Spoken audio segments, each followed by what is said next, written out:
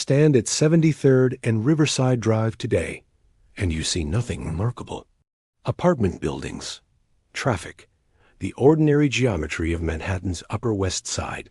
Beautiful? No, but that ordinariness is the point. Beneath those forgettable apartment towers once rose the most expensive private residence ever constructed in New York City. 75 rooms wrapped in pink granite. 6 elevators when most mansions had stairs. A swimming pool that glowed like an underground cathedral. Art worth more than most men earned in 10 lifetimes. A palace so vast it required its own power plant just to keep the lights burning. Charles M. Schwab built it in 1906 to prove he belonged. By 1948, it was demolished. Not because of fire or war or natural disaster, but because no one wanted it. Not the family, not the city, not even the salvage crews who had to figure out what to do with mahogany panels, carved by masters, and marble imported from quarries that no longer existed. How does America's finest mansion become worthless in 40 years? The answer reveals something darker than bankruptcy. It exposes the mathematics of excess. The invisible workers who carved beauty they could never afford to see. The wife who begged him not to build it. The steel magnate who died owing everyone. Stand here and look carefully. The ghost is still there. You just have to know where to look. If you enjoy deep explorations into the forgotten mansions and families that shaped the most extravagant era, please support this documentary by liking and subscribing. And if you have your own insights or stories about these estates, I'd love to read them. Now, let's step inside. April 1948. The wrecking crews arrive at dawn. They come with sledgehammers, crowbars, cutting torches, industrial tools for an industrial job. The foreman walks the perimeter first, mapping the sequence. Which walls bear weight? Which can fall safely? Where to place the chutes for debris? Stand at the corner and watch the first blow land. Pink granite that took Italian stonecutters months to set fractures in seconds. Dust rises century-old mortar, returning to powder. Inside, workers move room to room with practiced efficiency. Mahogany panels, hand-carved by artisans from Vienna, get pried from walls and stacked for salvage. Some will go to museums, most to firewood. The swimming pool 30 feet long, lined with glazed brick that caught light like jewels fills with rubble. Limestone from the terrace, plaster from the ballroom ceiling, fragments of what was once called the finest residential interior in America. By noon, the chapel is gone. The organ that cost $50,000, $1.5 million today, dismantled and sold to a church in Brooklyn that doesn't know its history. The bowling alley, regulation size with imported maple lanes, becomes kindling. 6 elevators, each one a marvel of 1906 engineering, get stripped for parts. The work takes 6 months. Not because the house is particularly difficult to demolish, but because someone has to catalog what's being destroyed. The Metropolitan Museum of Art sends representatives. Private collectors circle like vultures. Dealers photograph door frames, cornices, light fixtures, anything that might sell. What they're witnessing is not just demolition, it's erasure. The mansion Charles Schwab spent $10 million building, roughly $300 million in today's currency, is being reduced to an accounting problem. Salvage value, maybe $200,000. Land value, $1.5 million. Everything else? Garbage. By October 1948, nothing remains but the foundation. And on that foundation, developers will construct something that makes financial sense. 600 ordinary apartments for ordinary people. No pink granite, no hand-carved panels, no art collections. Just efficient housing for a city that no longer builds palaces for steel magnates. The question no one asks at the demolition is simple. Why did this happen? Not why did they tear it down? That's economics. But why did it fail? How does the finest mansion in New York become worthless before its owner is even dead? What went so catastrophically wrong that a $10 million palace couldn't survive 4 decades? To answer that, you have to go back to the beginning, to a boy from Pennsylvania who believed wealth could buy acceptance, to a marriage that crumbled under the weight of marble and guilt, to a house that was never really a home. Stand here in 1902 and watch it rise. Charles Michael Schwab is born in 1862 in Williamsburg, Pennsylvania town so small it doesn't appear on most maps. His father, John Schwab, manufactures blankets, not successfully. The family lives on the edge of poverty, moving between rented rooms, chasing contracts that rarely materialize. Young Charles learns early that money is not a given. It is earned, hoarded, spent carefully, and lost quickly. At 17, he needs work. The steel mills of Pittsburgh are hiring. Braddock, Pennsylvania. Edgar Thompson Steel Works, owned by Andrew Carnegie, a Scottish immigrant building an empire on molten iron. The pay is $1 per day. 12-hour shifts. Heat that melts boot leather. Machinery that kills the careless. Schwab takes the job. But he doesn't stay on the furnace floor.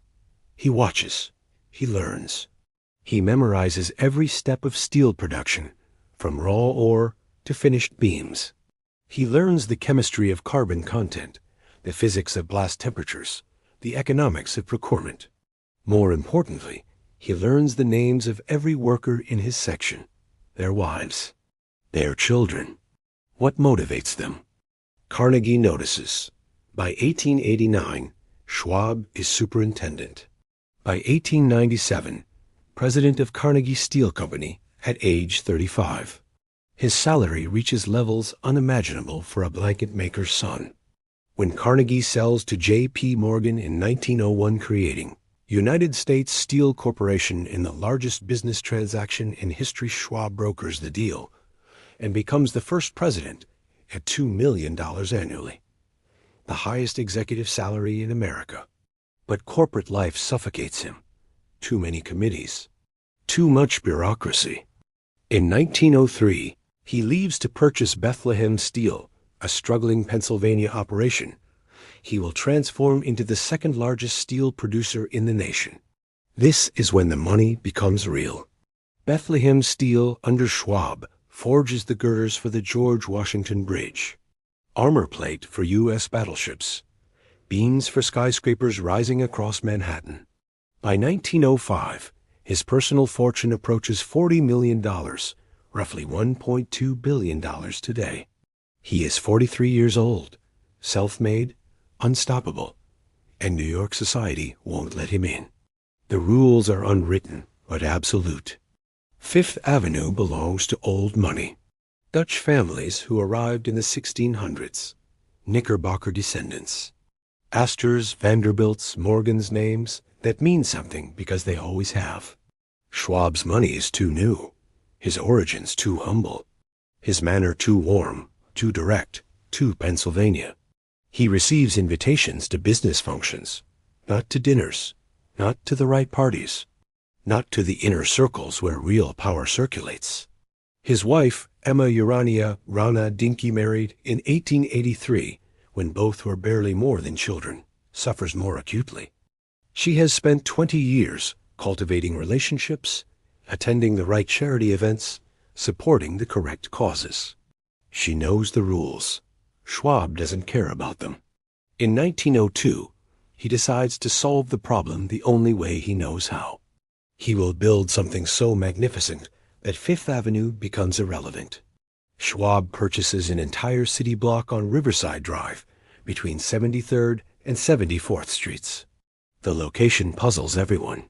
Riverside Drive is undeveloped, distant from the established corridors of wealth. Why not Fifth Avenue? Why not Madison? Why choose the Upper West Side when he can afford any lot in Manhattan? The answer is space. Fifth Avenue lots are narrow 25 feet wide, maybe 100 deep. Mansions squeezed together like books on a shelf. Schwab needs room, not for a house, for a domain. Rana resists. We'll be isolated, she tells him. marooned while everyone else gathers on Fifth Avenue. You're asking me to live in exile. Schwab's response is characteristic. Build something beautiful enough, and they'll come to us. He's wrong, but he doesn't know it yet. For his architect, Schwab selects Maurice Hebert, a Beaux-Arts practitioner trained in Paris, who has designed respectable buildings, but nothing approaching this scale. It's a risk. But Schwab has built his fortune recognizing potential others miss. Together, they conceive a French Renaissance chateau rendered in pink granite. Not gray limestone like every other mansion. Not brownstone. Pink granite from quarries in Maine that supply material tone warmer, more alive, more expensive than anything on Fifth Avenue. The budget is staggering. Construction costs, $3 million. Furnishings and art, another $7 million. Total, $10 million, equivalent to roughly $300 million in 2025 dollars. At the time, it is the most expensive private residence ever constructed in New York. Ground breaks in, 1,902. The foundation requires excavation 30 feet deeper than most buildings because the house will contain a basement large enough to hold industrial equipment. A power plant, boiler rooms, service corridors, storage, staff quarters. An entire hidden city designed to keep the fantasy above running smoothly. The timeline is 4 years. At peak, more than 100 specialized artisans work full-time. Not laborers, craftsmen, masters of traditions passed through generations. Italian stonecutters from Carrara, the same quarries that supplied Michelangelo carve the pink granite facade. Each block is cut, numbered, shipped across the Atlantic, and set by hand. The work pauses each winter when mortar won't cure properly in freezing temperatures. French muralists paint ceilings with allegorical scenes, cherubs and clouds, classical figures in flowing robes. The technique is fresco, applied while plaster is still wet, so pigment bonds permanently. One ceiling takes 6 months. Austrian metalworkers forge bronze railings, door handles, light fixtures, each piece unique, hand-hammered, fitted precisely. No two are identical. The ironwork alone costs $200,000. German cabinet makers construct mahogany panels for the library and dining room. The wood comes from Honduras old-growth trees felled in rainforests, shipped to New York, aged for 2 years to prevent warping, then carved with patterns so intricate they resemble lace. The mansion grows slowly, methodically, with attention to detail that borders on obsession. 75 rooms spread across 4 floors, 10 bedrooms. A ballroom with a ceiling height of 30 feet. A private chapel large enough for an orchestra. A dining room seating 40. A library holding 10,000 volumes. A gymnasium with equipment imported from Germany. A swimming pool 30 feet long, lined with glazed brick in blues and greens that shimmer underwater. 6 elevators, an unheard of luxury. Most mansions have 1, if any. Schwab installs 6, so guests never wait. Air conditioning a technology so new that engineers must invent systems as they build. Cooling coils in the basement, chill water that circulates through pipes embedded in walls. The house maintains 70 degrees, even in August. A private power plant necessary because the city's electrical grid cannot handle the mansion's demand. The basement contains generators, transformers, switchboards. Enough capacity to light a small factory. The art collection costs more than the house. Schwab spends $5 million, half the total budget, on paintings, sculptures, tapestries. Gobelins tapestries from French chateaux, centuries old, woven with gold thread. Renaissance paintings attributed to minor masters. Marble busts, Chinese porcelains, Turkish carpets. He sends his tapestries to the 1904 World's Fair in St. Louis before installation, ensuring maximum publicity. By 1906, the mansion is complete. Stand at the entrance, and the scale overwhelms. Pink granite rising 4 stories, with a mansard roof in slate that gleamed silver in rain. The facade stretches 300 feet along Riverside Drive, an entire city block wrapped in luxury. Step inside, and the entrance hall soars 3 stories. A grand staircase curves upward, mahogany carved with floral motifs. Above, a skylight floods the space with natural light filtered through stained glass. The floor is marble white Carrara with black borders. Each room reveals new excess. The ballroom ceiling is painted with clouds and cherubs. The dining room's walls are mahogany panels carved so finely they resemble fabric. The library smells of leather-bound books and furniture oil. The chapel contains an organ worth $50,000, $1.5 million today. The swimming pool glows, literally. Glazed brick tiles in blues and greens catch light from electric fixtures installed underwater, a feature so advanced that newspapers describe it as futuristic. Andrew Carnegie visits in 1906, the old Scotsman who built his own Fifth Avenue mansion just years earlier can only stare. "Charlie," he says, "you've made my house look like a shack." Carnegie's mansion survives today as the Cooper Hewitt Museum. Schwab's will be demolished in 42 years. Step past the showpiece rooms, and the other face of the mansion appears. Behind the beauty lies infrastructure. The mansion requires industrial-scale resources to function. This is not a house. It is a machine that consumes energy, water, labor, and money at rates that would bankrupt most families. Descend to the basement, and you enter a different world. Here, beneath the marble and mahogany, lies a power plant, not a generator closet. A power plant. 2 massive coal-fired boilers feed steam turbines that generate electricity for the entire house.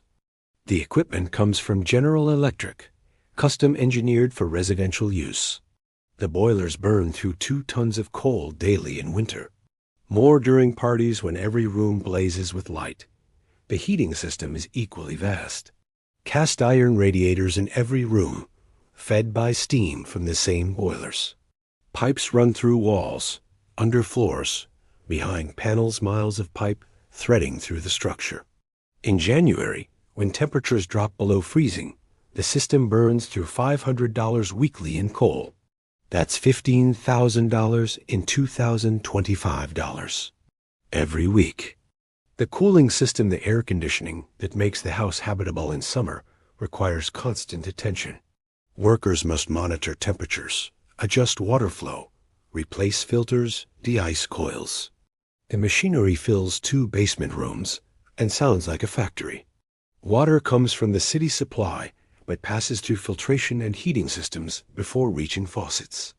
The swimming pool requires its own pump house with filtration equipment that must run continuously or the water turns cloudy. Once monthly, workers drain the pool completely, scrub the glazed brick by hand, and refill 18,000 gallons each time. The elevator machinery occupies another basement room. 6 separate systems, each with its own motor, cables, safety mechanisms. 1 full-time mechanic does nothing but maintain elevators. When cables fray, they must be replaced immediately, a job requiring the elevator car to be removed, the shaft entered, and new cables threaded through pulleys 3 stories up. This parallel world is designed to remain out of sight. Service corridors run behind the public rooms, narrow, unadorned passages where staff move unseen.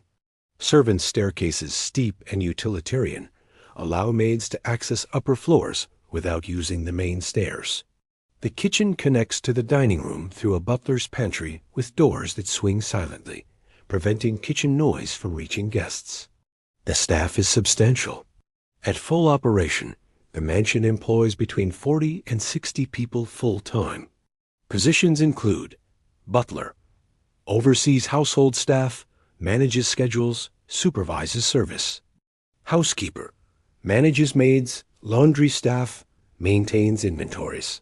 Chef, runs kitchen with 3 assistant cooks. Footman, 4 to 6, serving meals, answering doors, tending fires. Maids, 8 to 12, cleaning rooms, changing linens, polishing silver. Laundresses, 2 full-time washing linens, pressing clothes by hand. Groundskeepers. 4. Maintaining the minimal gardens the lot is mostly building. Chauffeurs. 2. Maintaining automobiles, driving family and guests. Engineer. 1. Maintaining mechanical systems, supervising coal delivery. Elevator operator. 1 or 2 running elevators during events. Their names survive in fragments. Payroll records at the New York Historical Society list some. Giuseppe Moretti, 38, head gardener from Naples. Margaret O'Sullivan, 24, parlor maid from Cork. Heinrich Baumann, 45, chief engineer from Frankfurt. Mary Chun, 22, laundress from Canton, working for $12 monthly. $12 monthly when Schwab spent $10,000 monthly on art acquisitions. The wage disparity is staggering. A parlor maid earns roughly $180 annually. The butler, highest paid among staff, earns perhaps $800 annually. The engineer who keeps the power plant running earns $1,200.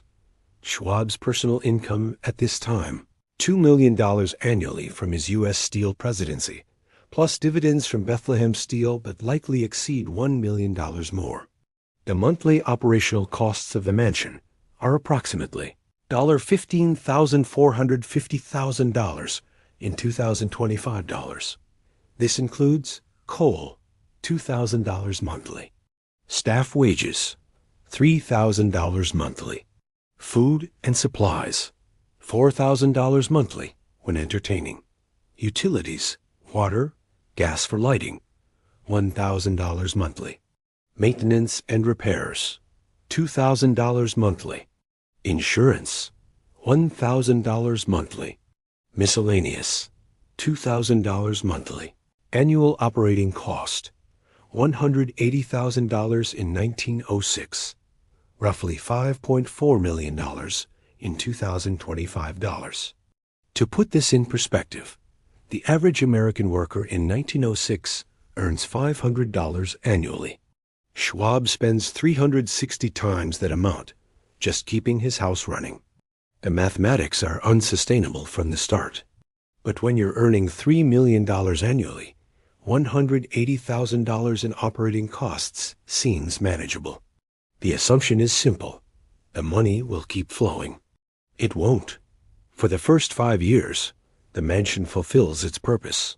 Schwab hosts lavishly. 500 guest parties fill the ballroom with music-full orchestras, not just piano players. Champagne flows. Catering trucks arrive from the city's finest restaurants. Flower arrangements require 3 men to carry. The swimming pool becomes a spectacle guests descend to view it, marveling at underwater lighting that makes the glazed brick glow like an aquarium. These events generate exactly the publicity Schwab desires. Newspapers cover the parties. Society columns mention who attended. Photographers capture the pink granite facade illuminated at night. The mansion becomes famous not just in New York, but nationally. Schwab plays the perfect host. He gives personal tours, demonstrating the bowling alley, showing off the elevators, explaining the air conditioning system with genuine enthusiasm. He is warm, approachable, eager to share his achievement. But behind the public success, private fractures appear. Rana Schwab hates the house. She is not silent about it. Letters to friends reveal her frustration.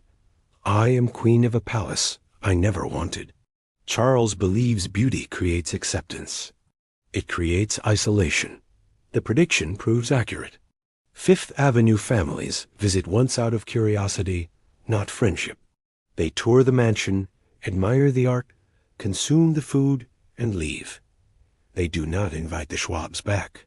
They do not include Rana in their inner circles. They treat the mansion as a museum, not a home.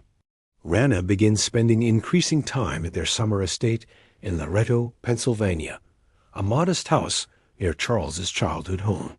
There, without servants numbering in dozens, without pink granite walls, she finds peace. Charles visits rarely, preoccupied with business. The marriage crumbles slowly, quietly, without scandal. They do not divorce.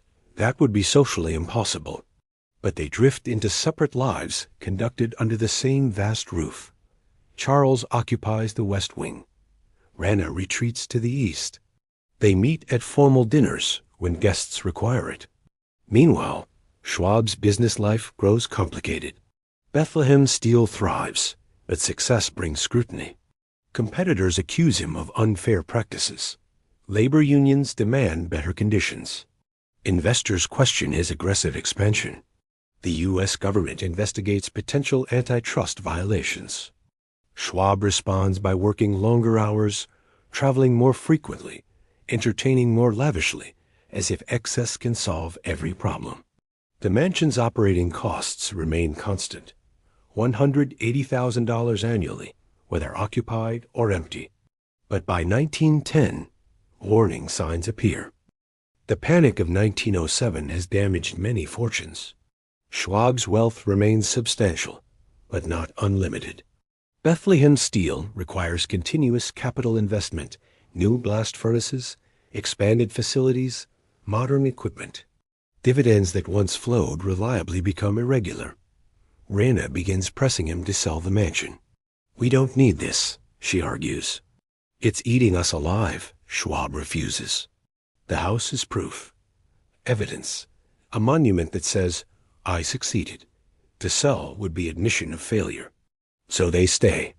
And the costs accumulate. The first crack appears in 1918. Rana Schwab dies suddenly at age 54. The cause is complications from surgery, a routine procedure that goes wrong. She is buried in Loretto, Pennsylvania, not New York. The funeral is small, private, attended by Pennsylvania friends, not Manhattan society. Charles is devastated. Not publicly. He maintains the stoic exterior required of Gilded Age men. But privately, those close to him report withdrawal, depression, a man who has lost his anger. The mansion, already feeling empty with Rana's absence, becomes a mausoleum. Schwab continues living there, but stops entertaining. The ballroom sits dark. The dining room serves meals for one. Staff numbers decline as he no longer needs dozens of servants for parties that don't happen. Then, in 1919, he remarries. The bride is Matilda Rieger, a younger woman he meets through business connections. The marriage shocks New York society. Rana has been dead less than a year. Gossip suggests Schwab is seeking companionship, not love. Matilda moves into the mansion, but never fills Rana's role. She is not a socialite. She does not entertain. She simply exists in the vast pink granite palace, occupying a few rooms while most remain shuttered. The 1920s bring financial pressure. Bethlehem Steel faces increased competition from domestic producers and international markets. The post-World War I boom ends, replaced by instability. Steel prices fall. Labor costs rise. Profit margins shrink. Schwab's personal spending does not adjust. He maintains multiple residences: the Riverside Drive mansion, the Loretto estate, a vacation home in Florida. Each requires staff, maintenance, utilities. The Manhattan mansion alone still costs $150,000. Annually, he has reduced staff, but cannot eliminate essential workers without the house deteriorating. His art collection, once valued at $5 million, becomes a burden. Insurance costs rise. Climate control requirements increase. Several pieces require professional restoration after decades of exposure to fluctuating temperatures. By 1927, Schwab faces a decision. Bethlehem Steel needs capital. He must either invest more personal wealth or allow the company to seek outside investors, diluting his control. He chooses investment, liquidating assets. Art sells at auction. Stock holdings are converted to cash. But he refuses to sell the mansion. The house has become psychological anchor. To sell would be to admit that everything he built was temporary, that wealth doesn't guarantee permanence, that Fifth Avenue was right to exclude him. Then comes 1929. The stock market crash on October 29th devastates American wealth. Fortunes evaporate overnight. Steel demand collapses.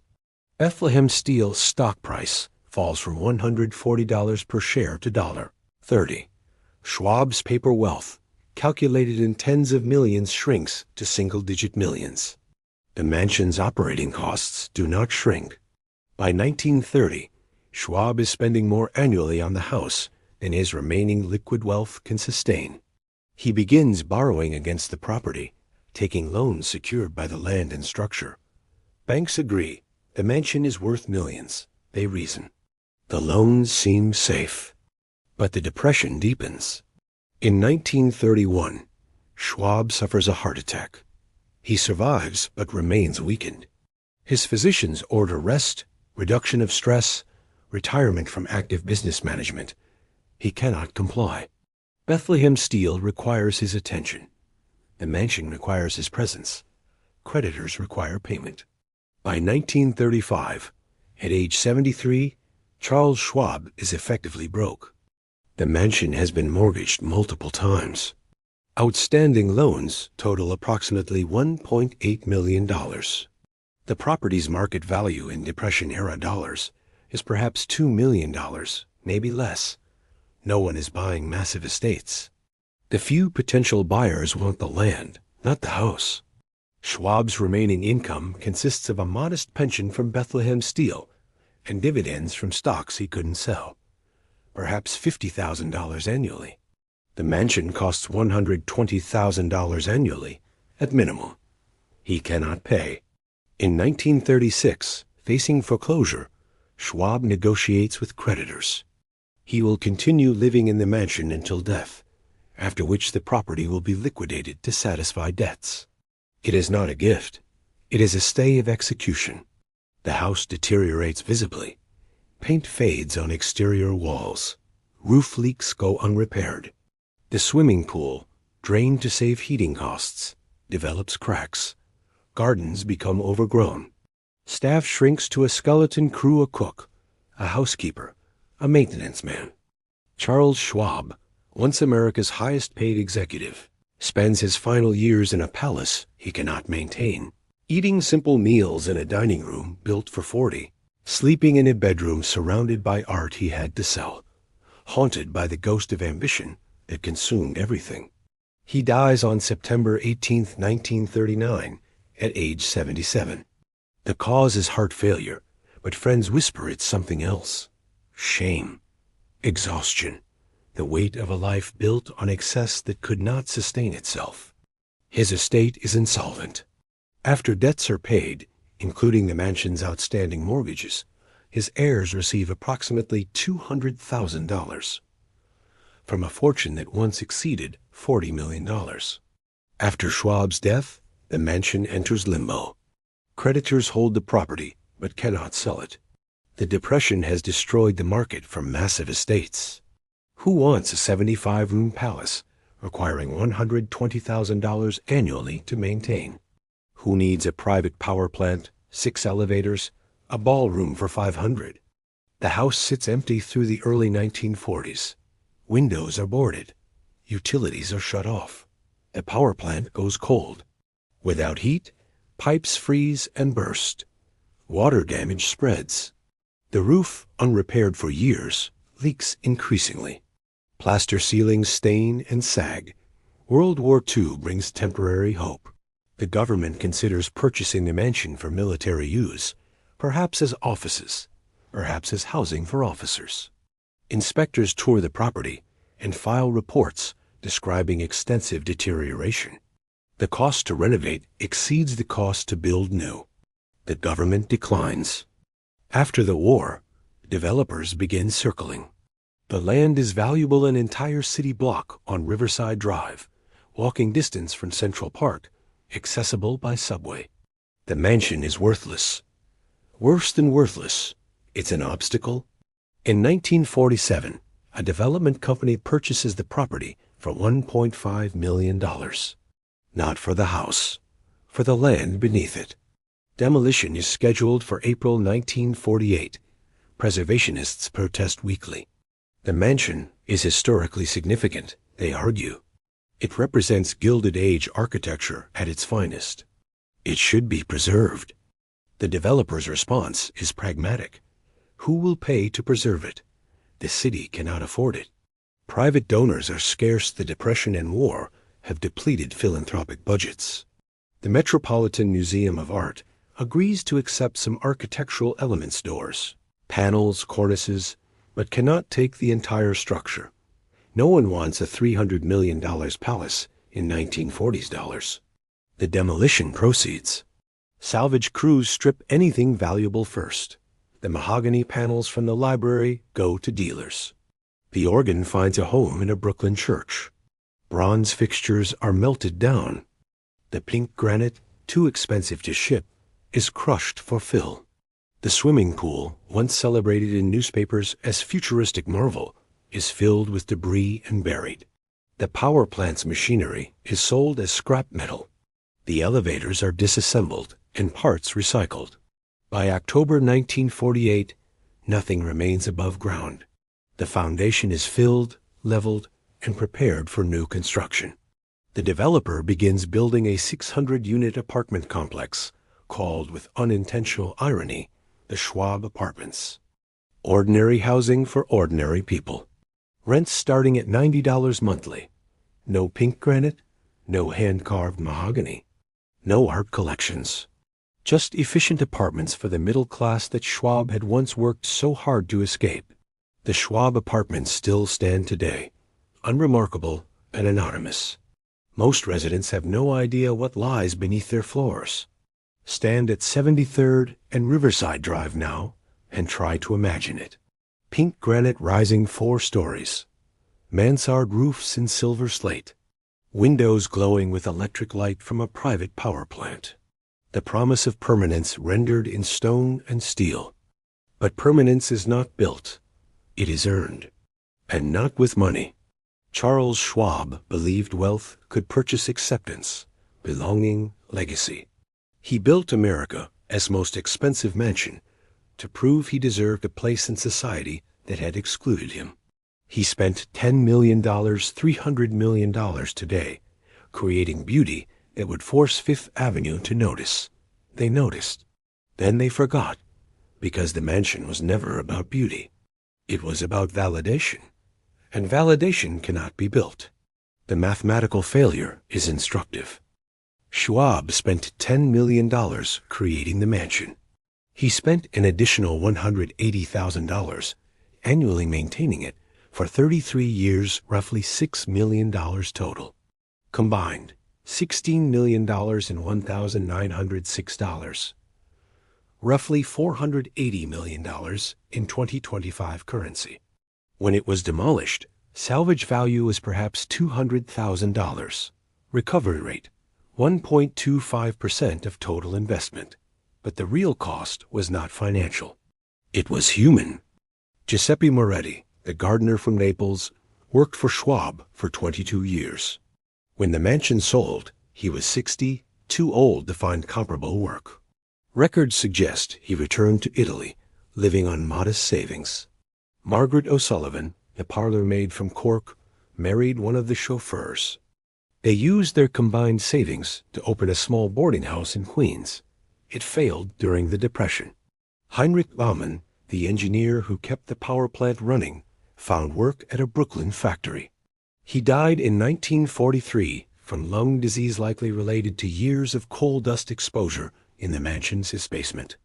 Mary Chun, the Chinese laundress earning $12 monthly, saved enough to bring her sister from Canton.